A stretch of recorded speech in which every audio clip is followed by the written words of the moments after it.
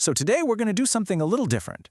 We're not looking at a brand new theory of physics, not exactly. Instead, we're going to explore a proposed correction to a single deep-seated assumption that pretty much all of modern science is built on. Think of it as a potential bug fix for the source code of reality itself. All right, let's just pause on this for a second, because this quote right here, this is the key to understanding the whole thing, an ontological error correction. That sounds complicated, but it just means we're not tweaking the equations, we're fixing a fundamental mistake in how we define what reality even is. Think of it this way. It's like finding out that for decades, all of our software was built on a faulty operating system. The solution isn't to fix the apps, it's to patch the OS itself. So what is this bug, this fundamental error? Well, the source material argues it's a concept so basic we almost never think to question it. The idea of a true vacuum, a void, empty space. The model we're exploring today makes a wild claim, that this nothing doesn't actually exist, and that our assumption that it does has created some of the biggest headaches in physics. Now check this out, because this slide really frames the two worldviews perfectly. On one hand, you have standard physics, which starts with an empty stage, this continuous, infinite empty space, and then it starts adding the actors, particles, fields, all that stuff. But this new model, it just throws the entire stage away. It says no. Reality is more like a self-contained program, a finite piece of code that is always running. There's no empty background for things to happen in, there is only the code itself doing its thing. And look, if the void is just a mathematical illusion, the implications are absolutely huge. All these cosmic fears like false vacuum decay, this terrifying idea that our whole universe could just spontaneously collapse into a more stable state, well, they get reframed. They're not actual threats woven into the fabric of reality. They're more like symptoms of bad bookkeeping. Because, if there's no such thing as a void, then there's no such thing as a false void to worry about. Okay, so if the void is the bug, what's the patch? The source proposes we just stop thinking about an empty, continuous space altogether. Instead, we replace it with a totally new set of operating rules, a finite, cyclical structure that defines how reality works right from the ground up. And this, right here, is the core of the fix. It's called the unity first axiom, and it is a radical departure. So forget smooth, continuous space. I want you to imagine reality as a digital process that literally ticks forward in discrete, numbered steps, kind of like frames in a movie, going from 1 all the way to 60. The system is 1-indexed, which just means it starts at 1, not 0, and that's a crucial design choice because it completely eliminates a nothing or a null state. And what happens after step 60? It doesn't crash, it doesn't stop. It just loops right back to step 1, perfectly and endlessly. So why 60? Why that number? The source material is clear that this isn't just some random number they pulled out of a hat. It's a very specific number that emerges from the mathematics of the Fibonacci sequence. Yeah, the same pattern you see in pine cones and spiral galaxies. This particular 60-step cycle is what's known as a Pisano period, and it creates a mathematical loop that is perfectly closed and perfectly stable. It's a system that, by its very design, can't leak energy or drift off course. And get this.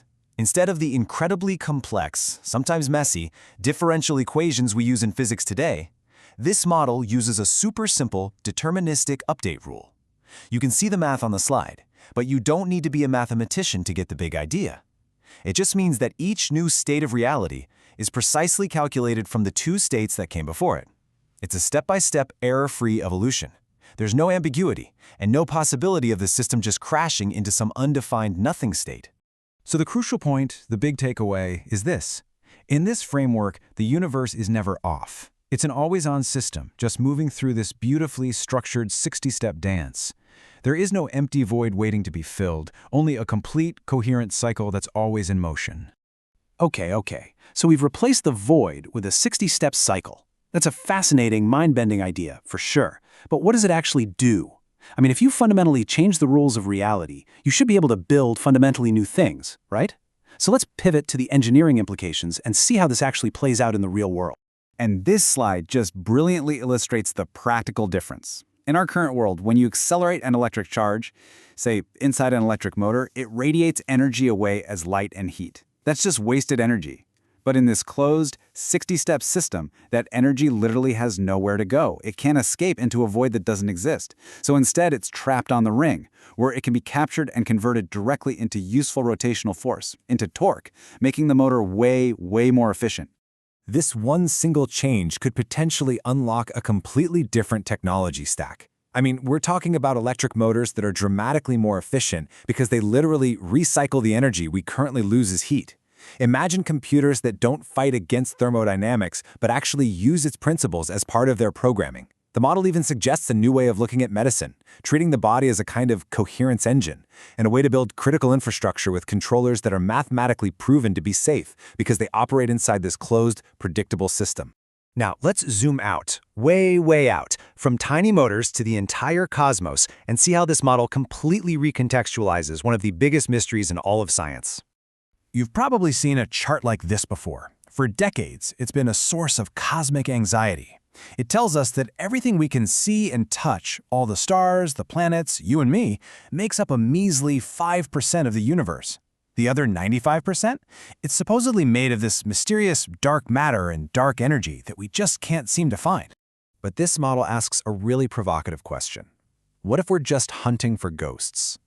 What if we've spent all this time and money searching for missing stuff that was never actually missing to begin with, simply because our foundational assumption, the existence of a void, led us to completely misread the data we already have? See, in this framework, that 95-5 split isn't a crisis at all. It's exactly what you'd expect to see in a closed system like this.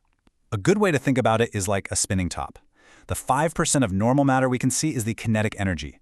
It's the visible wobble and motion of the top. The dark matter, that's the potential energy stored in its spin, its coherence. And the dark energy? That's the structural energy of the top itself, the energy that just holds it all together and defines it as a system. The problem was never that 95% of the universe was missing. The problem was our faulty accounting system only knew how to measure the wobble. So, if this model really does offer a path to new technologies and a whole new cosmology, how in the world could an idea this radical ever take hold? I mean, you can't just rewrite the rules of physics overnight. Well, the source material actually proposes a very specific and, I think, very clever strategy for this. It's this careful, three-layered approach called the stewardship protocol. And really, it's a playbook for how you introduce truly disruptive ideas. You don't start by yelling about cosmology and demanding people believe a new worldview. No, you start with a gift, a piece of technology, like a better motor, that is undeniably useful, period. Then, only for the people who get curious and ask why it works, do you introduce the new physics. And then, only for the small group that sticks around after that, do you finally pull back the curtain and explain the deeper cosmological context. And the ethical principle guiding this whole strategy, as the source states it, is to confer for the promotion of virtue and righteousness. The idea is that the engineering itself should be a practical gift, something designed to do good, whether or not anyone ever accepts the wild philosophy behind it. And that leaves us with a final, provocative thought to chew on. If this model, or something like it, is correct, and reality truly does operate like a closed, finite program, well, that suggests we have a choice in how we interact with it. We can design systems that are leaky, wasteful, and incoherent, or we can build a world based on closed cycles and coherence. It kind of reframes our role, doesn't it? From just passive observers to active participants, deciding what kind of reality are we writing next.